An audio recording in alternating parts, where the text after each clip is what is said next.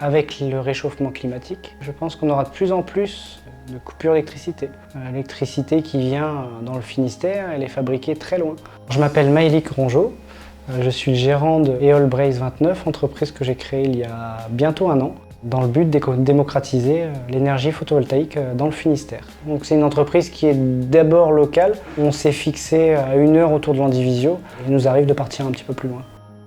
Donc, je m'appelle Ronan, je suis photographe et réalisateur. Une partie de mon travail consiste à faire du montage et mon studio de montage est chez moi à la maison. Dans mon parcours professionnel, j'ai embarqué pendant de nombreuses années sur sous-marin dans la Marine nationale. Et donc j'ai appris à travailler avec rigueur, avec du matériel haut de gamme et en respectant des normes. Je savais que ça allait être quelqu'un de confiance et qui allait être vraiment très rigoureux et très méticuleux dans son travail. Et il l'a prouvé dès l'étude du projet, il est tout de suite allé chercher des solutions là où d'autres ont dit non, je sais pas faire. Le Breton de base pense que le photovoltaïque ça fonctionne pas parce qu'en Bretagne il y a souvent des nuages. L'avantage c'est que comme je supervise déjà 56 sites dans le Finistère, je peux apporter du coup une réponse positive aux questions qu'on vient me poser. Même en Bretagne ça fonctionne. Et à irradiance égale, en Bretagne, on produit plus que dans le sud de la France parce que la chaleur est moins importante et que la chaleur est néfaste pour le panneau solaire. Je pense que les Bretons sont bien placés pour savoir que c'est pas parce qu'il y a des nuages qu'on crame pas au soleil. C'est la même chose pour les panneaux solaires. Les jours où il fait gris et la luminosité est quand même forte, les panneaux solaires ils produisent assez bien.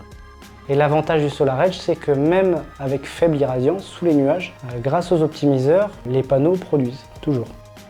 Je savais par mon expérience que le plus important dans une installation solaire, c'est pas du tout les panneaux solaires. Tous les panneaux solaires sont des bons panneaux solaires. Alors que tout ce qui est régulation, contrôle derrière, c'est là où c'est vraiment important.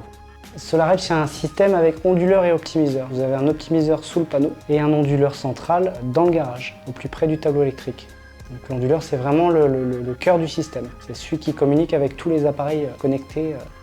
Une installation photovoltaïque seule, chez des particuliers qui travaillent, ne peut pas fonctionner de manière optimale. Il faut proposer des appareils qui permettent de démarrer à distance de manière automatique. Et le chauffe-eau électrique représente la plupart du temps un quart de votre facture annuelle. Et rien que le chauffe-eau électrique, en le faisant tourner pendant les heures d'ensoleillement, vous ferez économiser déjà beaucoup d'argent.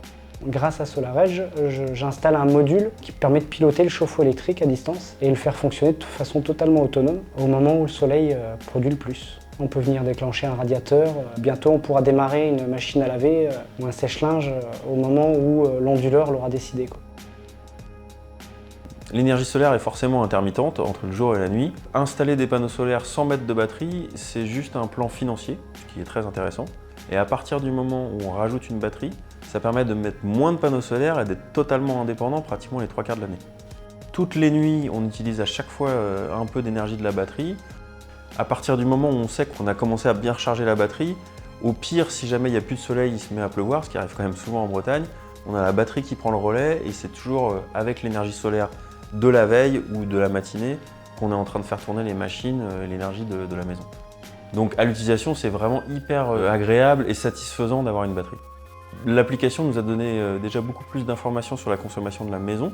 À partir du moment où on devient gestionnaire de son énergie, on est beaucoup plus attentif à ce qu'on fait, aux utilisations qu'on a dans la maison, et on l'adapte avec ce que les panneaux solaires et la batterie nous apportent. Et vu que c'est quand même un investissement, le grand jeu c'est de pratiquement ne plus jamais tirer sur le réseau et d'être indépendant à 100%. Le fait qu'on soit dans le Finistère et en bord de mer, c'était hyper important pour nous de s'assurer que l'installation elle soit bien costaud pour pouvoir résister aux tempêtes, au vent, même aux embruns, parce que même si on n'habite pas si proche de la côte que ça, en plein hiver il y a tellement de vent que ça soulève une partie du sel de l'océan. Cette maison elle est un peu particulière parce qu'elle a une double contrainte, c'est 1 la membrane EPDM et 2 une toiture inclinée. Et ça j'ai eu beaucoup de mal à trouver un système qui était compatible et donc j'ai dû passer par un bureau d'études pour valider la pose. Parce que c'est ça le grand risque, c'est que le vent s'engouffre sous les panneaux solaires et que ça arrache la toiture. Cette technique d'installation, on a vraiment minimisé cette possibilité-là et cet impact du vent sur la toiture et sur les panneaux solaires.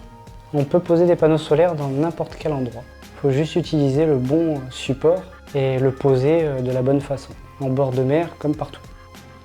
Alors une maison passive, le principe c'est que c'est une maison qui est très bien isolée et très étanche. et dont l'air à l'intérieur est régulé par sa VMC. Et grâce à ce système-là, on arrive à obtenir une maison qui n'a même pas besoin de chauffage et qui permet de réguler la température à l'intérieur rien qu'avec l'apport de soleil et l'activité humaine à l'intérieur de la maison. Et on arrive à avoir des très bonnes températures l'hiver sans aucun chauffage depuis qu'on est installé. Et l'été, vu qu'il y a un gros apport de soleil, on a ce système de BSO qui permet de réguler la température à l'intérieur de la maison, ce qui la rend aussi très agréable en été parce qu'elle ne monte pas en température alors qu'il fait très chaud à l'extérieur. Hiver comme été, ce qui est important, c'est la VMC double flux, qui permet de baisser grandement l'humidité à l'intérieur de la maison. Donc dans cette maison passive, malgré tout, on est quand même dépendant d'un minimum d'énergie électrique, mais ça reste des consommations d'électricité qui sont faibles. Donc avec ces 8 panneaux solaires-là, plus la batterie, ça nous permet de garder un minimum d'énergie pour les fonctionnalités vitales de la maison. Sans batterie et sans système spécifique, vous n'avez pas possibilité de fonctionner sans le réseau électrique. La plupart des clients qui me contactent pour du stockage ont été impactés par la tempête Ciarán.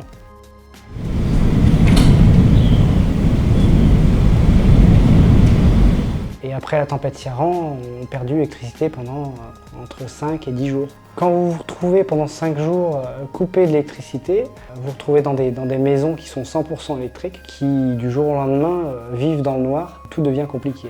Vous n'avez plus d'eau chaude, vous ne pouvez plus ouvrir vos volets le matin, vous ne pouvez plus cuisiner. Et aujourd'hui, on recherche plus un système qui nous permet de nous protéger des tempêtes que d'un système qui nous fait gagner de l'argent.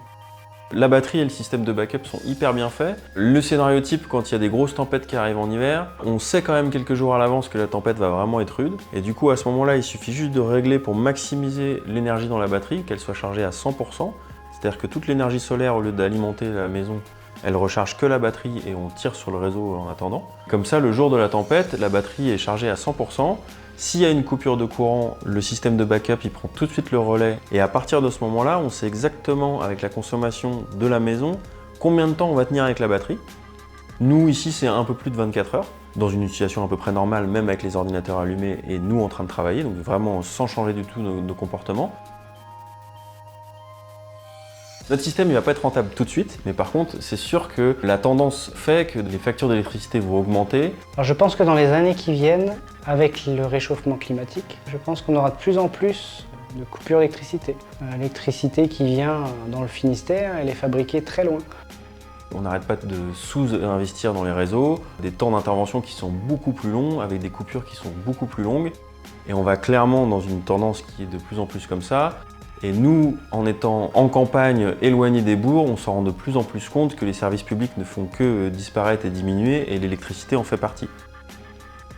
Le point fort des Allbraze aujourd'hui, c'est pas que une installation, c'est aussi le suivi qu'on fait après l'installation grâce à la supervision et intervenir en cas de problème rapidement puisqu'on est des installateurs locaux.